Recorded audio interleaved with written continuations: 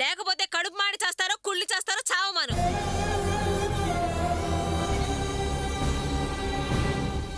భాగ్యం, నీ ఇష్టం వచ్చినట్లు మాట్లాడతాం ఏం బాగుండలేదు. నోటికి వచ్చినట్లు మాట్లాడతాం అసలు బాగుండలేదు.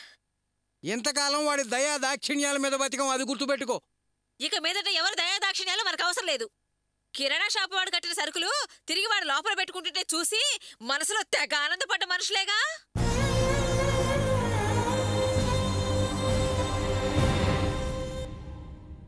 ఇదిగో చూడవయ్యా, ఇది నీ సంపాదన. ఇక నుంచి నీ సంపాదనే మేము తిని బతికేది. ఇక ఎవ్వరి మీద ఆధారపడి బతకాల్సిన అవసరం మాకు లేదు. ఆ షాపువాడు మమ్మల్ని అవమానపరిచి పంపిస్తుంటే ఇక వీళ్ళ బతుకు తిండి తిప్పలేవు, పస్తులే గతి, ఆకలితో నకనకలాడుతూ చావాల్సిందేనని చంకలు గుద్దుకొని సంతోషపడి సంబరాలు చేసుకుని ఉండొచ్చు.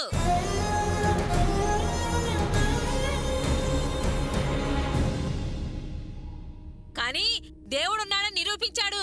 అందుకే ఏనాడు బాధ్యతలు తీసుకొని నీకు బాధ్యత గుర్తు చేశాడు. నువ్వు కిరాణా సరుకులన్నీ ఇంటికి తీసుకొచ్చావు. ఊరికే నోటికి వచ్చినట్లు మాట్లాడు మాకు. ఏదో రాత్రి తెల్లవారులు నేనే కష్టపడి ఈ సరుకులు తెచ్చినట్లు సంతోషపడతావే. అసలు ఈ సరుకులకి డబ్బులు ఎవడిచ్చాడో తెలుసా?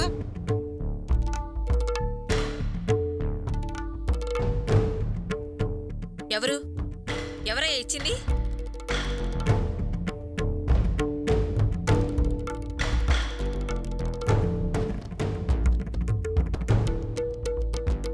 చెప్పవయ్యా, చెప్పు, ఎవరిచ్చారు?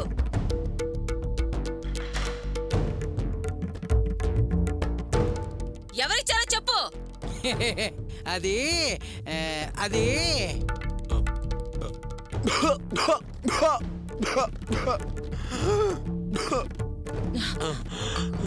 ఇదిగోండి.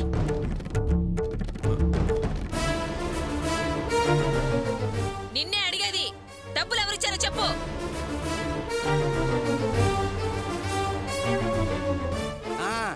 అది అక్కడ ఇక్కడ మా ఫ్రెండ్స్ని అడిగి తీసుకొచ్చా. నువ్వేమో నేనే ఎక్కడో సంపాదించి తెచ్చినట్లు సంబరపడిపోతున్నావు.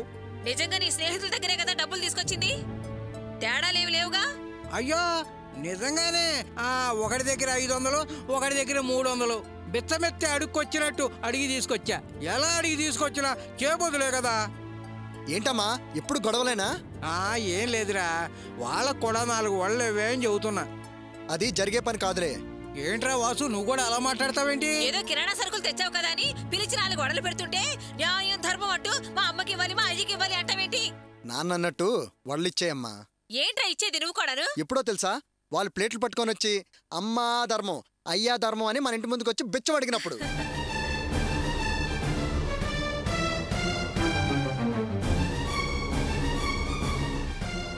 అప్పుడు 4 గంటమ్మా వేసిన వాళ్ళన్నీ వాళ్ళ మొహానేద్దాం.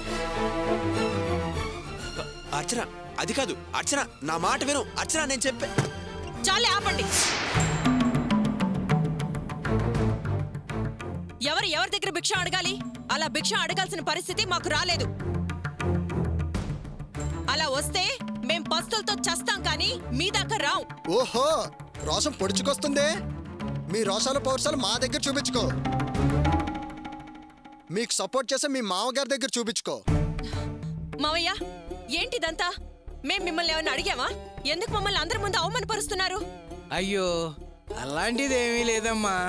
అది చూడండి మావయ్య, మేం మా బతుకు గుట్టుగా బతకాలనుకుంటున్నాం. మాకే ఆశలు లేవు. మాకు మా సంతోషమే ముఖ్యం. ఇలా ఎవరికి పడితే వాళ్ళకి మమ్మల్ని చులకనగా మాట్లాడే అవకాశం ఇవ్వకండి. అర్చన, లోపలికి రా.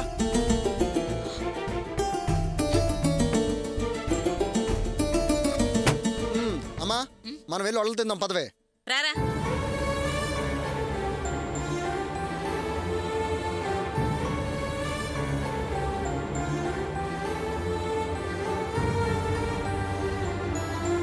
ఆగమన్నాను కదా, ఎందుకెళ్ళావు? వాళ్ళు ఎలా మాట్లాడారో విన్నావు కదా. వాళ్ళు అలాగే మాట్లాడతారు, అందుకని అంత కోపం తెచ్చుకోవాలా? నేనేం కోపంతో వెళ్ళలేదు, ఆత్మాభిమానం దెబ్బతిని వెళ్ళాను. నేను చేతనైనంత వరకు నీకు వండి పెడుతున్నాను. నువ్వు కూడా ఇది కావాలి, అది కావాలి, ఇది బాగుంది, అది బాగోలేదు అని అనట్లేదు. నేనేది వండి పెడితే నువ్వు అదే తింటున్నావు. మనం వేరు కాపురం పెట్టాక నీకు రకరకాలుగా వండి పెట్టాలి, అది చెయ్యాలి, ఇది చెయ్యాలని నాకు ఆశగా ఉంది. కానీ నేను చేయట్లేదు. ఎందుకో తెలుసా? వాళ్ళు చేసుకోలేక బాధపడతారని. కానీ ఈరోజు ఏదో వడ పాయసం వండి ఏదో పెద్ద పిండి వంట వండినట్టు మనం చేసుకోలేని వాళ్ళమైనట్టు మాట్లాడుతున్నారు. అందుకే కోపం ఆపుకోలేక నేను వెళ్ళి మాట్లాడాను. సర్లే, ఇంకా విషయం వదిలే. ఇగో నువ్వు కూడా భోంచే. నేను పెట్టుకుంటానులేండి.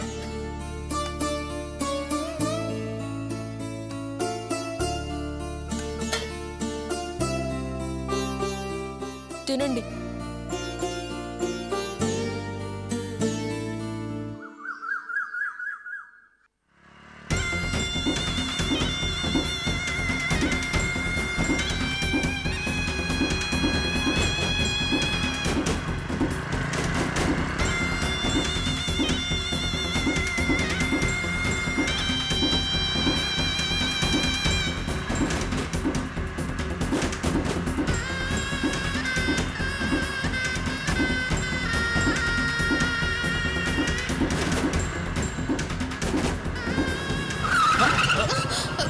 ఏంటయ్యా డ్రైవింగ్ రాదా? కొత్తగా నేర్చుకుంటున్నావా?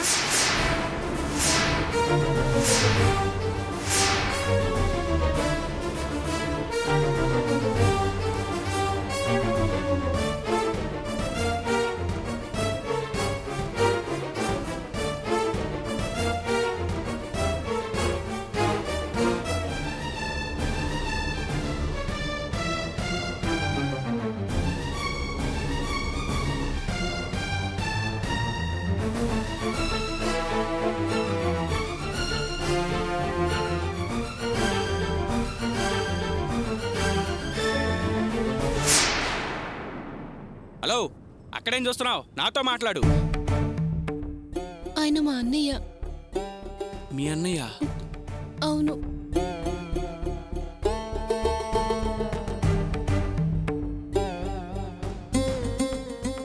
రాణి, ఏంటమ్మా ఇది? అదేం లేదన్నయ్య, ఎగ్జామ్కి టైం అయింది అందుకని. నేను నీ మీద ఎంతో నమ్మకం పెట్టుకున్నాను, కానీ నువ్వు ఇలా చేస్తావనుకోలేదు. రాణి, నేను జీవితంలో చిన్నప్పటి నుంచి ఎన్నో కష్టాలు పడ్డానమ్మా, కానీ ఎప్పుడు బాధపడలేదు. నేను ఇలా ఇంకో అబ్బాయితో చూస్తుంటే చాలా బాధగా ఉందమ్మా. చచ్చిపోవాలనిపిస్తుంది. అయ్యో అన్నయ్య, అది కాదు. మాట్లాడద్దు, మాట్లాడద్దు. ఇంట్లో అందరికన్నా నువ్వే మంచిదని అనుకున్నాను. నీ మంచి చెడ్డ చూడ్డానికి నేను ఇంకా ఉన్నాననే అనుకున్నాను, కానీ నన్ను పక్కన పెట్టేసి నీకు నువ్వుగా నిర్ణయం తీసుకునేంత పెద్దదాని అయిపోయావమ్మా. నీకింకా నా అవసరం లేదా? అన్నయ్య, నువ్వు తప్పుగా అనుకుంటున్నావు, పొరపాటు పడుతున్నావు. వద్దమ్మా, వాసుగాళ్లాగా స్టోరీలు చెప్పడానికి ట్రై చేయకు. ఎందుకంటే నేనిప్పుడు నమ్మే స్థితిలో లేను. బాగా దెబ్బ తగిలింది, ఇంకా నమ్మించాలని ప్రయత్నం చేయకు. ఏమ్మా రాణి, నేను ఇంట్లో వేరేగా ఉంటున్నాను కాబట్టి ఇంకా నీకు నాకు ఏ సంబంధం లేదు, నీ అన్నయ్య నీకింక పెళ్లి చేయలేడని నువ్వే చూసేసుకున్నావా? లేకపోతే నాకేం సమాధానం చెప్పక్కర్లేదు కాబట్టి అంత ధైర్యం వచ్చేసిందా నీకు? హలో సార్, ఒక్క నిమిషం. చూడు, ఇది నాకు నా చెల్లికి సంబంధించిన విషయం. దయచేసి మధ్యలో రావద్దు. ఇది మీకు సంబంధించిన విషయమే కాదు, నాకు సంబంధం ఉంది. ఒక అబ్బాయి ఒక అమ్మాయి బైక్ మీద వెళ్తే లవర్స్ అయిపోతారా? లవర్స్ అని మీకు మీరు అనేసుకుంటే సరిపోతుందా? 2 నిమిషాల క్రితం ఈమెవరో నాకు తెలియదు, ఇప్పుడే తెలిసింది. ముందు కారణం ఏంటో సంబంధం ఏంటో తెలుసుకుని మాట్లాడండి, అంతేగాని ఏదేదో ఊహించుకుని మాట్లాడకండి. ఇంతకు ముందు అసలు ఏం జరిగిందో తెలుసా? ఆమె నడుచుకుంటూ వస్తుంటే సడన్గా నా బైక్ డాష్ ఇచ్చింది. లైట్గా దెబ్బలు తగిలాయి. అర్జెంటుగా ఎగ్జామ్కి వెళ్ళాలంటే ఆటో కోసం చూసాం. అటు ఇటు చూసినా ఏం కనపడలేదు. కనిపించిన ఆటో ఆగేటట్లేదు. అందుకే తప్పనిసరి నా బైక్ మీద రండి, నేను డ్రాప్ చేస్తాను అన్నాను. దానికి ఎన్నెన్ని మాటలు అంటున్నారండి. అవునన్నయ్య, జరిగిందదే. నేను నీ చెల్లెలన్నయ్య, నన్ను నమ్మన్నయ్య. సార్, మీరు మాట్లాడిన దాన్ని బట్టి చూస్తే మీకు మీ చెల్లెడి మీద ఎంత ప్రేమ ఉందో తెలుస్తుంది. అలాగే ఆమె మీద మీరు పెట్టుకున్న ప్రేమ, మీరంటే గౌరవం అర్థమవుతుంది. ఆమె మీద అంత ప్రేమ ఉన్న మీరు ఆమెను అనుమానించచ్చా సార్? అలా అనుమానిస్తే తోడబుట్టిన వాళ్ళకి పరాయి వాళ్ళకి తేడా ఏముంది సార్? దయచేసి అలా మాట్లాడకండి. వస్తాను సార్, వస్తానండి. మీరేమనుకోకండి. పర్లేదులేండి.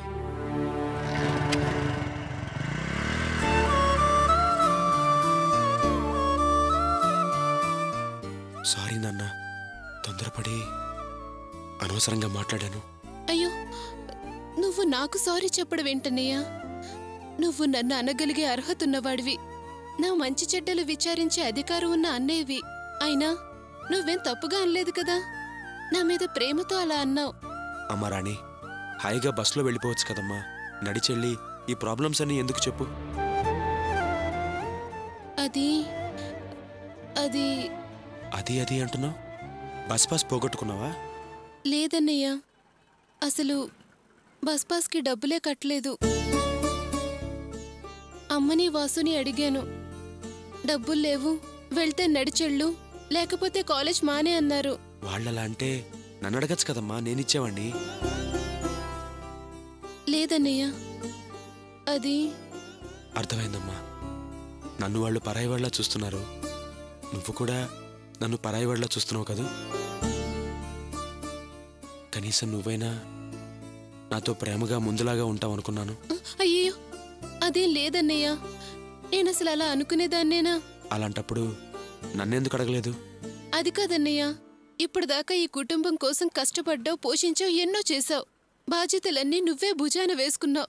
ఇక నుంచైనా మీకోసం నువ్వు బతకాలి, మీ జీవితం సుఖంగా సంతోషంగా సాగాలనుకున్నాను. ఓహో, నా జీవితం కోసం, నా సుఖ సంతోషాల కోసం ఆలోచించేంత పెద్దదాని వైపోయావా అమ్మా?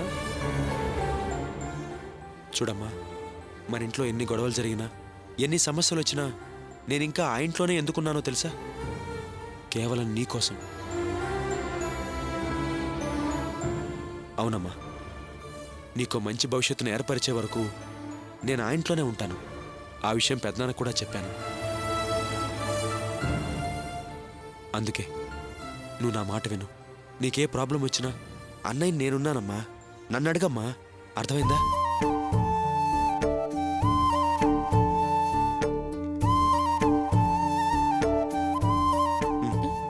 వద్దన్నయ్యా. చూడమ్మా, నేను నీకు నిజంగా అన్నయ్యననే అనుకుంటే, నన్ను నువ్వు మళ్ళీ అన్నయ్య అని పిలవాలనుకుంటే తీసుకో. లేదన్నయ్యా, అది అన్నయ్యగా చెప్తున్నాను, తీసుకో. జాగ్రత్తగా కాలేజీకి వెళ్ళు.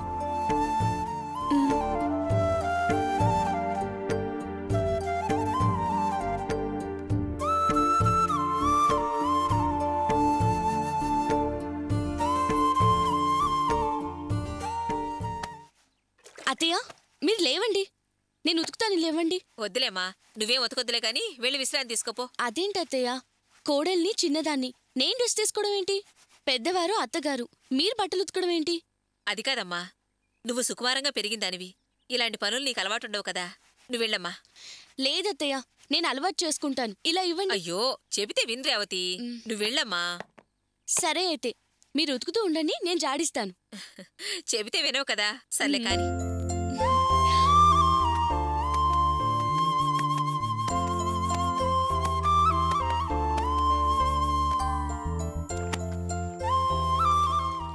అమ్మా రేవతి, నువ్వు అన్ని విధాలా ఉన్న కుటుంబంలో పుట్టి పెరిగిందనివి, ఇక్కడ ఈ పనులన్నీ నీ కష్టంగా ఉన్నాయి కదా.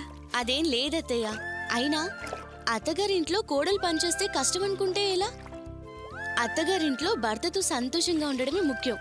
ఆ సంతోషం లేకపోతే బాధ అనుకోవాలి, కానీ పనిచేస్తే కష్టం అనుకుంటే ఎలా? నువ్వు భాగ్యవంతులింట్లో పుట్టి పెరిగిందానివైనా ఓ పేదింట్లో సర్దుకుపోతున్నందుకు నాకు చాలా సంతోషంగా ఉందమ్మా. నిజంగా నేను చాలా అదృష్టవంతురాల్ని. ఆ భగవంతుడు నాకు మంచి కోడలిచ్చాడు. ఎంత కలుపుగోలుతానో, ఎంత మంచితనో. డబ్బులున్న ఇంట్లో పుట్టి పెరిగినా నువ్వెంత అణుకుగా ఉన్నావు. గతిలేని కొంపలో పుట్టొచ్చినా కొందరికి ఎక్కడలేని పొగరు, తలబిరుసు, అహంకారం, నీలుగుడు. చచ్చా. అత్తయ్య, మీరెవరి గురించి అంటున్నారు? ఇంకెవర్ని? ఆ అర్చన్నే. నువ్వన్నీ ఉన్న కుటుంబంలో పుట్టావు, పెద్ద చదువులు చదివావు, అయినా ఎంత సాదాసీదాగా తలంచుకుంటున్నావు. అవతల దానికి వంట పని ఇంటి పని తప్ప అక్షరం ఒక్క తెలియదు కానీ ఎంత నోరు పారేసుకునే గుణమో చూసావుగా, ఎన్ని మాటలు అంటుందో విన్నావుగా. నిన్న మొన్నటిదాకా ముగ్గురుతో కాపురం కూడా కాదనుకుంది, ఇవాళ తెగేదైపోతుంది. ఎంత తెలివిగా వాడిని గుప్పిట్లో పెట్టుకుని వేరే కాపురం పెట్టించిందో చూసావుగా రాక్షసి. అలా అనకండి అత్తయ్య, పాపం అక్కయ్య చాలా మంచిది. మంచా గోంగూర, దాని మంచితనం నీకేం తెలుసమ్మా? అది బయట ఒకటి లోపల ఒకటి. అయినా దాని సంగతి నాకు బాగా తెలుసు. కొన్ని రోజులు కలిసి కాపురం వెలగబెట్టాం కదా, ముచ్చది. నోరు మాట్లాడుతుంటుంది, నొసలు వెక్కిరిస్తుంటాయి. పైకి నంగనాచలా నటిస్తుంది, తను చేయాలనుకుంది చేస్తుంది. అసలు అది వచ్చిన దగ్గర నుంచి వేరేగా వెళ్ళాలని పథకం వేస్తూనే ఉంది. వాడు ఒప్పుకోలేదు, అందుకే కుదరలేదు. చివరికి ఎలాగైతేనే సాధించింది. ఇదిగో అమ్మా, నువ్వు మాత్రం దాన్ని మామూలు ఆడదానిగా అంచనా వేయకు. ఆ తల్లెంతో ఈ బిడ్డ అంతే. నాకెందుకో అక్క మంచిదనిపిస్తుంది. ఆ చూడటానికి అలాగే కనిపిస్తుందమ్మా. అరటి పండులో సూది పెట్టి ఏమి ఎరగనట్టు అమ్మా తిను బుజ్జి తిను అని సుతారంగా తినిపించి ప్రాణాలు తీసే రకం అది. మంచిగా మాట్లాడుతూనే మన వెనకాల గోతులు తీసి కామ్గా కూర్చుంటుంది. నీకు ఈ విషయాలేం తెలియలేమ్మా. మంచివాళ్ల మధ్య మంచితనంతో పెరిగిందానివి. అసలు అది నీతో మాట్లాడేటప్పుడే దాని జుట్టు పట్టుకుని ఈడ్చి 4 తగిలించి నా కోడలతో నీకేం పనే, దానికేం నూరి పోస్తున్నావే అని 4 దులిపి ఆరేసేదాన్ని. నువ్వెక్కడ నన్ను తప్పుగా అర్థం చేసుకుంటావోనని ఆగాను. విని విన్నట్టుగా వెళ్ళిపోయాను.